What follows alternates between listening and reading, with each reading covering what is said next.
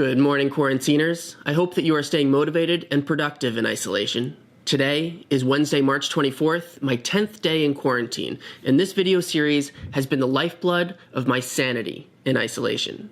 I've had the good fortune to interview creatives from across the spectrum for this show to find out how they are dealing with life in confinement and finding ways to stay motivated and productive despite the challenges of the economic shutdown and global health crisis. Today, I am speaking with Dr. Martin Picard. Dr. Picard is an associate professor of behavioral medicine in psychiatry and neurology at Columbia University and is the principal investigator at the Mitochondrial PsychoBiology lab at Columbia. Our conversation today focuses on how the economic shutdown and forced quarantine in New York City has affected Dr. Picard's ability to keep his lab running and keep his team motivated and productive in the face of these challenges. Dr. Picard's upbeat morale and positive outlook on the potential for new opportunities and growth through this crisis should be an inspiration for creatives everywhere struggling with the same challenges. So without further ado, please welcome Dr. Martin Picard. Good morning. How are you doing this morning? Pretty good. Pretty good. How's life? How's life in quarantine? Not too bad, actually. It's been really busy. I was reflecting on this yesterday. I haven't taken the opportunity to kind of relax a little bit. So there's a ton of projects, papers we have to write, and so there are like 3 different students who are working on papers, so they have a ton of questions. So there's it's been super busy. So has the lab been closed now for a period of time? Yep. How long? When did your lab first close? Monday, I guess. Last week.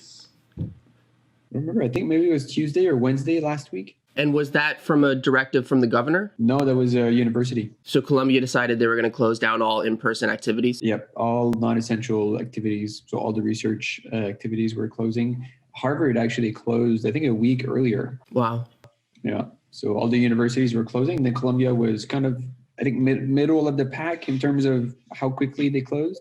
What does that mean for your lab? Do you have things going on inside the lab that need active personnel to be checking on them? Yeah, just one cell culture that needs attention. So there's one person who continues to go in for that. So I guess the lab is not fully closed, but the operations are all ramped down as much as possible. Mm-hmm. So anything that's kind of non-essential to keeping the lab running, you're doing remotely now. Yeah, exactly.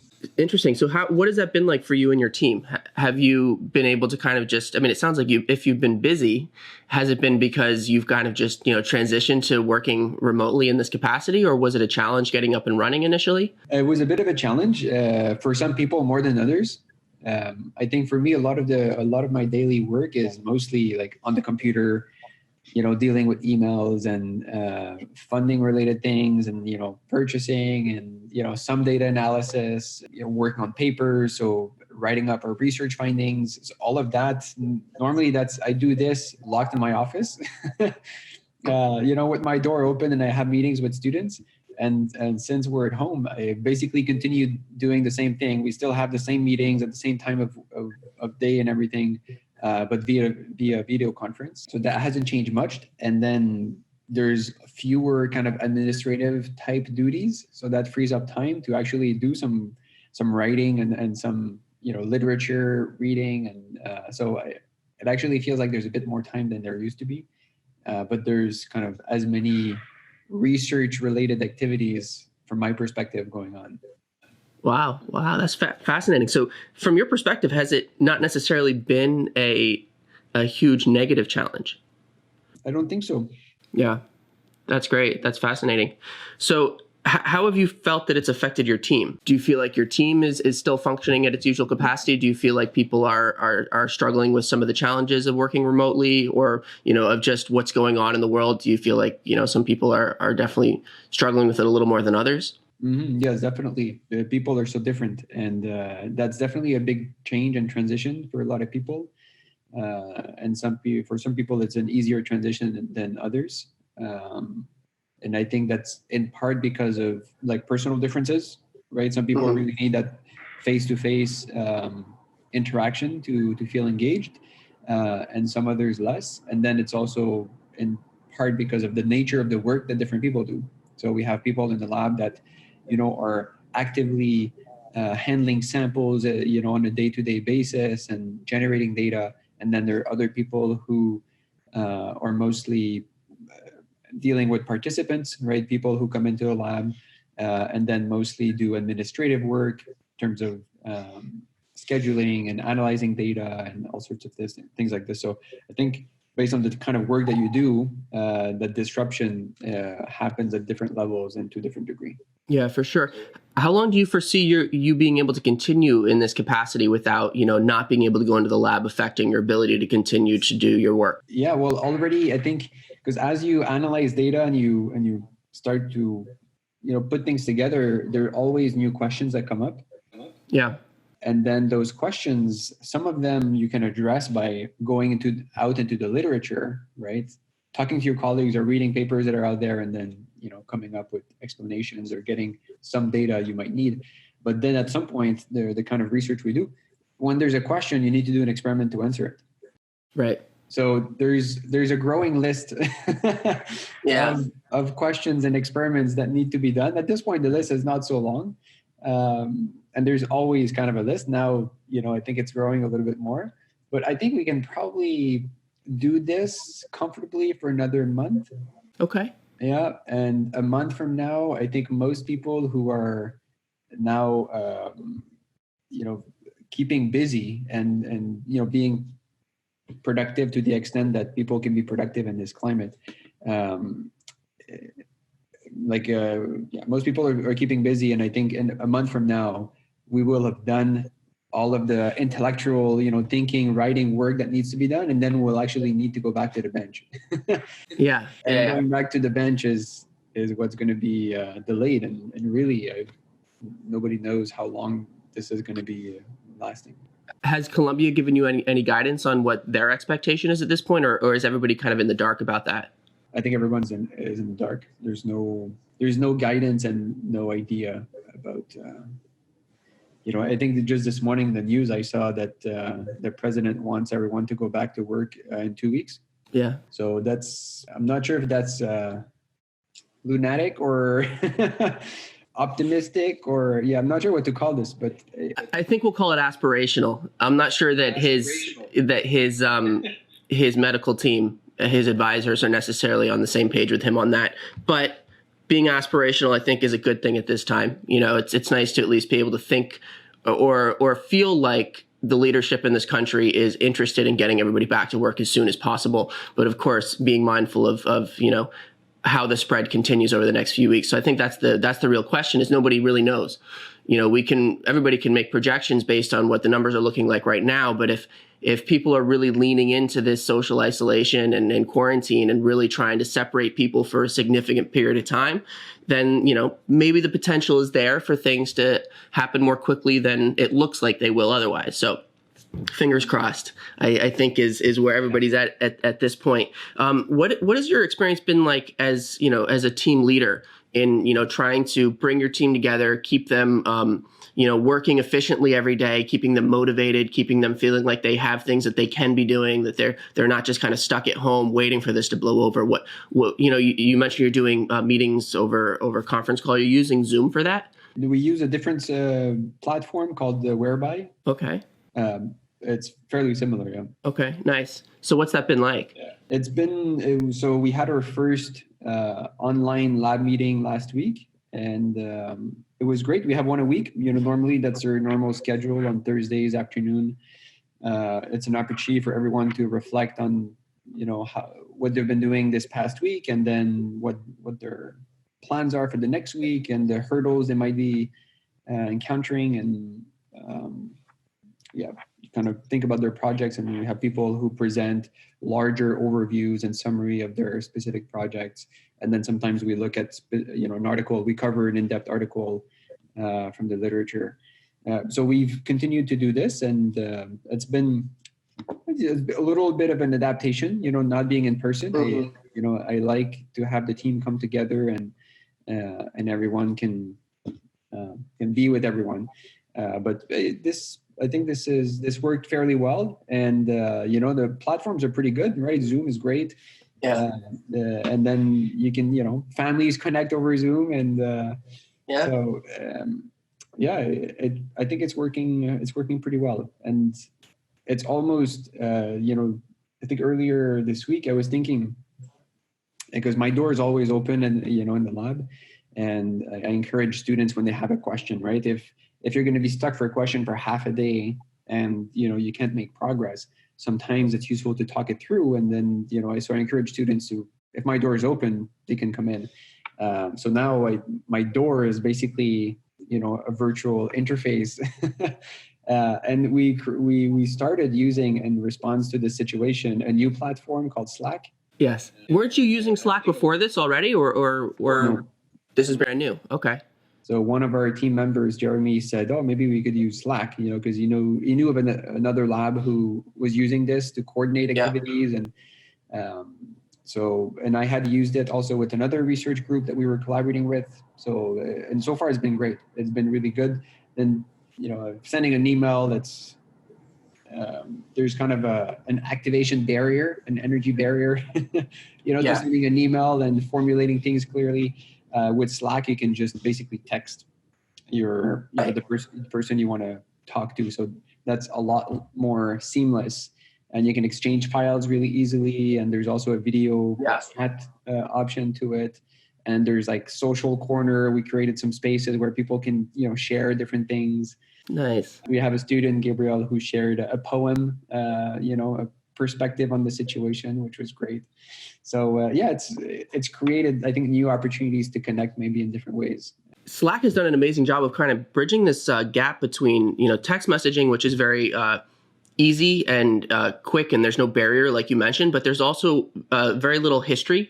It's like kind of a one-on-one conversation, and text isn't very reliable in terms of maintaining a history of your conversation and sharing documents and things like that. But then email, of course, as you said, is more of a barrier to entry. It's like putting together an email is a little bit more of a serious endeavor. And then Slack has created this world in between where you can have ongoing conversations with different people. You can create groups of people. You can have different sections for different types of conversations, and all of the history is maintained. So that's awesome to hear that you guys are taking advantage of that and finding ways to kind of keep almost like your in-person lab running, but now moving that digitally. Do you think that any of this experience over the next few weeks in the changes that you're making in the way that your lab is interacting, do you foresee some of those changes being lasting changes? That's a good question. I think so. Slack is working really well. And so I can't imagine a reason why we would let go of that. For example, when we return to our physical, working spaces. So I think that will stay. Maybe more broadly, not directly related to the lab, but there's a lot of scientific conferences now, right? There are trainees who were going to go to conferences, now they're canceled. Some conferences are trying to go online, right? Wow.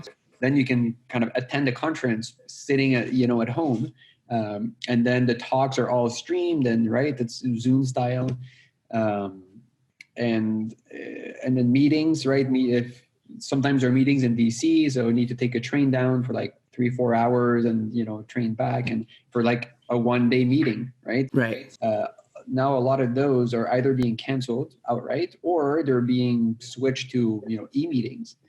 And I think that might be a really good thing, because there's a lot of traveling that happens. As we know, there's a cost to the environment to this. Yes. And I wouldn't be surprised if after this is over, right, and that there's a lot more of those kind of e-meetings, and people realize, well, maybe I don't need to travel to take a flight across the country, for this 2-hour meeting. Yeah, that's fantastic. It's going to be really interesting to see how that continues after this ends. Yeah, I definitely want to have that conversation with you again at some point in the future and see, that's just definitely a question that I really want to look at in the months after this virus, kind of starts to dissipate. When it comes to the virus itself in this pandemic, does your expertise in underlying systems, namely mitochondria and cellular biology, and the interplay that they have with the human organism as a whole, does that specific expertise offer any specific insight into this coronavirus and the pandemic that we're facing as a society? Do you look at this from a different perspective than other people, and you think about it in a different way, or are you kind of just letting it all happen in the background while you focus on your work? I think a bit of both. Mostly I try to, focus on what we do, and we're not virologists, and Right. other people are better at studying these things, and also at making decisions, that need to be made around these issues. So I don't feel directly, I don't feel that it can be directly useful. But if we think about the virus, and earlier we were talking with Mary about this, and if you think about the virus are not alive, right? Right. This coronavirus is an RNA virus, so it needs a host, it needs a living creature, right? So to be able to replicate and to propagate, and then to be transmitted. So, and the property of living, right, is the flow of energy through the system. So in a way, what we study is the mitochondria is the source of energy, but it's also an interesting organelle that, helps us adapt to stressors and things like that. So if you think about it from that perspective, then in a way, the virus needs energy, and, need the energy that's provided by mitochondria in order to survive. So if, a dead body cannot be infected. There's nothing there to take in the virus to help it proliferate and everything. When the virus enters a cell, it basically hijacks different systems, hijacks the energy of the cell, hijacks the nucleus, and then to make more of itself, and then it proliferates and propagates, and then that's why we end up getting sick. So that's one aspect. The virus could not survive without the energy of the person. So that's one connection with mitochondria. And another interesting one, and again, that's not my expertise, but other people have identified mechanisms by which the cells realize that they're infected by a virus, right? And then try to respond to this, and then limit damage in a way. And one of those mechanisms directly involve the mitochondria. And there's even a protein called MAVS, MAVS, for mitochondria-associated viral signaling protein, I think. And that's basically the way that cells can sense that there's a virus around, is by having those proteins congregate on the surface of the mitochondria, and then they bind, I think it's viral DNA or RNA, and then that allows the signaling downstream to tell the nucleus, hey, we're infected. If the mitochondria are not energized, the MAVs, right, the viral sensing apparatus cannot work, and then the cell cannot have consciousness or awareness that it's infected. Consciousness, that's a big word. Awareness, though, that makes sense.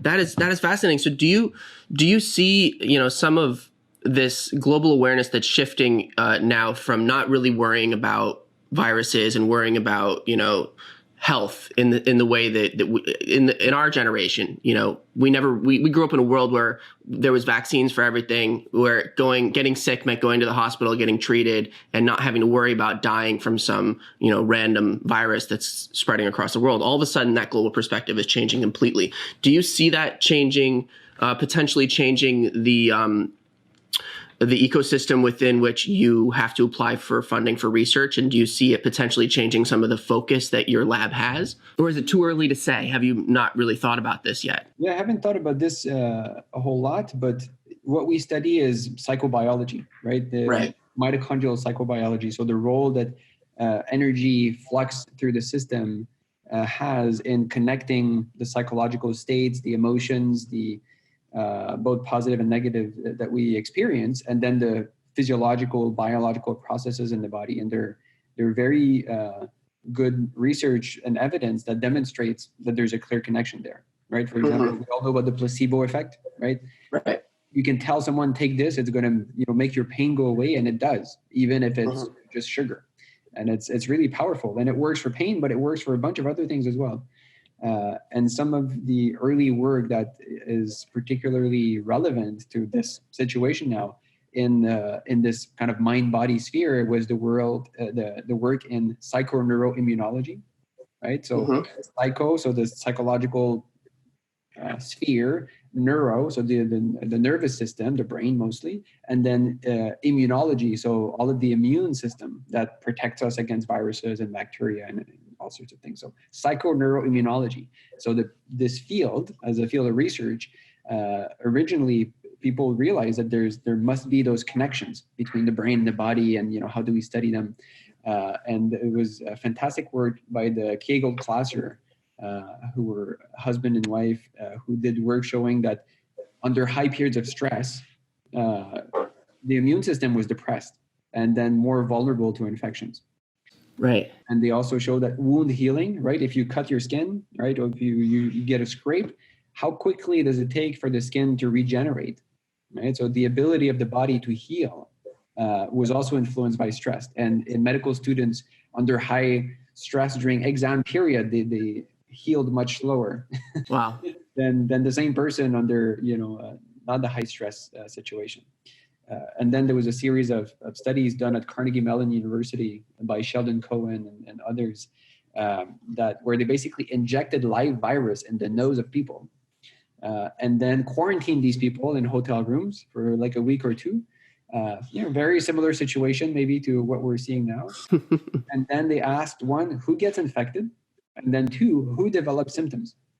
And so if you inject live virus in the nose of healthy people, what they found was that about 80% of people, 79% of people get the infection, right? So the virus finds a cell that's energized and then is able to hijack the system and then proliferate.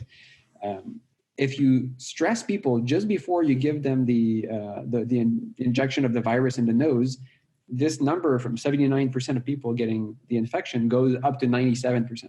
Wow. So just the exposure to a brief psychological stress, and in this case, I think it was like a 20-minute event, stress where you're being judged or evaluated, right, by some. Right. So they show that a very brief event of psychological stress can basically the 20%, the 21% that were immune to be having a virus injected in their nose, all of a sudden they became vulnerable or susceptible. Wow. And then they become infected. So that's not inconsequential, right? So that's the difference between you have a viral particle coming into your nose and you're resilient and you don't develop the infection versus you do develop the infection. That's a major difference. Right. The next step of the study was, almost 100% of people get infected, but now who has symptoms and then who is actually sick? Oh, wow. The infection can be in the body, but then the body is able to cope just fine and control the virus. And then you don't have symptoms like runny nose and, aches, muscle aches and fatigue and so on. And they found that of the non-stress people, if you inject them the virus, about 20% develop symptoms, right? So there's 80% that get infected and then 20% show symptoms. So there's 60% there that don't show symptoms, that we don't really understand this. So an infection is something where essentially if you take a blood sample of somebody who's infected, you can tell that the virus is present in their blood. That's what it means to be infected. And so you can be infected and not have symptoms versus somebody, that 20% who had the virus injected in their nose, they never took within their blood. So you would take a blood sample a certain period of time later and the virus wouldn't be present because the body just fought it off completely. That's the difference? Yes. I'm not sure if the blood test is the way that they assessed the infection status, but that's exactly it. Either the is able to take hold of the organism and then proliferate or not. Right. So even if it proliferates, it doesn't necessarily proliferate, that's a tough word, to a point where the body is experiencing symptoms from it. So it could be proliferated in the body, but the body is still keeping it down below a certain level and eventually fighting it off versus having fought it off right away at the beginning. Exactly. So and that study showed that about 60% of people, that's what happens. The infection is there, but they're not sick. Right. And that number, 20%, doubled. It went up to 40% in people that were stressed. So that means that there's a good 20% of people that would have the infection, but the body would have the ability to cope normally and they wouldn't get sick. All of a sudden, those people, if they're exposed to stress when the virus comes, then they get sick. So those are pretty big numbers. We're talking like a doubling of people. Do you get sick? Do you not get sick? Just with a brief psychological manipulation. Right. So we try to understand in our lab, the role of mitochondria and energy in these processes of why does someone stay healthy? Why does someone get sick? And it's, so we know it has a major effect on the immune system and on the cardiovascular system. But those kind of data are not typically incorporated into the medical practice and the medical system. So that's what we're trying to change. Okay. Are you doing any work to try to understand what individuals can do to control that stress? So let's say meditation or breathing techniques or something like that, where you experience a stressor, you consciously make a decision to do an action that is supposed to lower stress. Does that then have an effect on your immune system? You know what I mean? Yes, fantastic question. And we're not, our lab is more focused on understanding the underlying biology. Okay. In the future, that's where we're going to be going, right? How can we then use that information and based on what we understand about human health, not just disease, but the ability of the human organism to stay healthy, how can we use that information, promote a good energetic state in the body so that it can heal efficiently, so that it can be resilient to infections, but also to other diseases.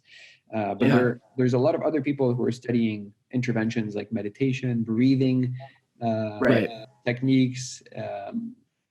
And we have a colleague at UCSF, for example, Alyssa Eppel, who studied some of those interventions and mindfulness-based stress reduction.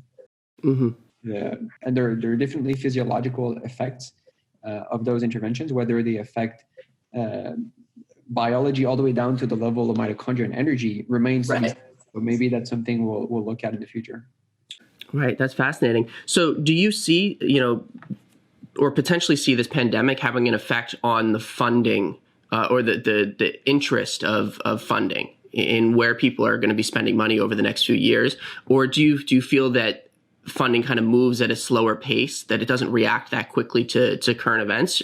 Do you think that this is going to be something that's going to really change the landscape of funding and change how you have to approach getting access to funding as a principal investigator over the next year, let's say? I know there are definitely kind of acute changes that have happened, like almost emergency, grant opportunities that have been deployed for people who can do research that's related and relevant to this virus or situation.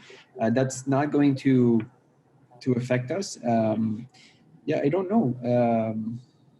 My general view is there might be a few things that need to change in the way that we do science, and that we that we kill the planet with pollution and other things. And so maybe that's one thing also that needs to change. There's a lot of people that are discontent, a lot of scientists that are discontent with the funding, the way that research funds are allocated, and the grant system. So maybe that's going to be kind of a stimulus for change. But I'd be surprised, but it's possible that there's going to be kind of a lot more research emphasis in some areas and less in others, and that might change the landscape a little bit. Yeah, that'll be interesting to see. It'll be interesting to watch how that affects research going forward. One of my favorite quotes from Neil deGrasse Tyson. He loves telling the story of how the EPA, the Environmental Protection Agency, was founded. And his theory is that being founded in 1970, it was a direct response to the Apollo missions, where the astronauts, humans, went to the moon for the first time. It was our first time out of low Earth orbit. And what society got as a result of that was the first picture of the Earth, the entire Earth, floating in space, as small as it looked and as precious as it looked. All of a sudden, it changed the global consciousness on, this is our home, this is our spaceship, and we need to take care of it, and we need to treat it as something that is a living organism that we are a part of and that we have to be good shepherds of to bring it into the future in a healthy way. Do you see a pandemic like this being such a global consciousness shifter, having positive effects on the way that A, we interact with each other, and B, the way that we interact with our world? I hope so. It's really, it's a really tough situation, and a lot of people are suffering from this, in various ways. But I do hope that it's going to help catalyze some change in needed areas. Because I think one of the silver linings that we've talked about is how, we now have direct evidence of the levels of pollution that we are causing on a daily basis, and how quickly that pollution can dissipate with the cessation of some of our activities. And perhaps that newfound awareness can inspire people to change habits, because we happen to live at a time, at a beautiful change in time where new technologies coming online are enabling people to actually have the opportunity to make a different choice in the marketplace. Do I get an electric car versus just continuing with a gas car? In the past, that would have been a choice only for the wealthy, and before that, not even for them. So now we're finally reaching a tipping point where people have the opportunity to be more conscious in their marketplace decisions. And if this creates a new perspective where people say, hey, it actually really matters what we're doing on a daily basis, perhaps that can have a lasting effect on people's choices in the world. Totally. And I think I saw some pictures of satellite imaging over China. Yeah. I think like a month after their lockdown, and, pre and after a month, and you see the levels of like nitrous oxide and other, airborne pollutants just dramatically. Yeah. So it'll be interesting to see if, you see a blip in levels of pollution. I think definitely the blip is already there, and it's not just a little blip. So I think it's very telling. And I hope, yes, that helps people realize and kind of initiate or push. I think the shift in consciousness has started, right? Yeah. With a lot of activities in the past year about the climate crisis and what we can do to keep our planet healthy. I think there's been a lot of discussions around this, and I wonder, why is this situation happening now? And I'm not sure there's a connection, but I just hope that the timing might be right, and there might be some good things that come out of this. Out of every transition, human transition, right through the developmental stages, it's hard to be an adolescent because it's a big change going from like an undifferentiated kid to an individual. And it's hard to, change a job. It's hard to, to retire for a lot of people. Just, every transition is always challenging.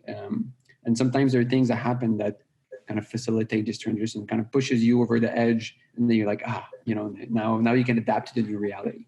Yeah. So maybe the way, we live is not the most sustainable, kind of in the literal sense, right? Yeah. Not something that can be sustained over a long time without detriments to our health or to the health of the planet, and therefore our health. So if that's the case, then maybe we learned something from this situation.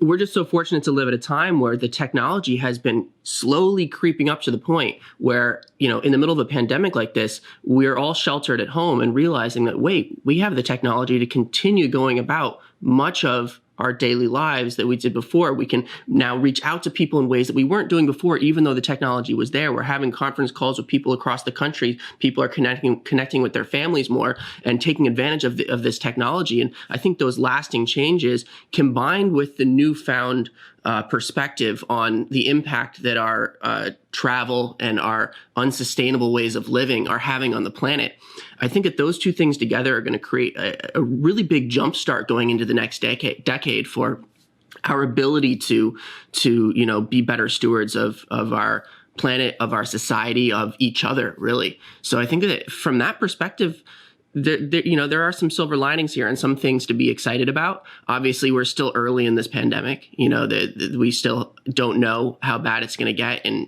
what the challenges are really going to be. But one of the biggest challenges that I've realized as a creator and talking to other creators and people who are used to being out in the world, having an effect on things and then being forced back into isolation, one of the biggest challenges is the mental fitness of continuing, day by day in isolation to stay motivated, to feel useful, to feel like, there's a point to getting up every day and doing something. You know what I mean? So the more we can tell the story of how people are using technology and continuing to stay effective in their own local sphere, I think is going to do all of us some good, because we don't know how much harder it's going to get over the next few weeks. So I think we need to start telling that story now. So I really appreciate you taking the time to come on and let us know how, this is affecting you with your lab at Columbia and how you've been able to make that transition. I'd love to hear, you are on a personal level, you are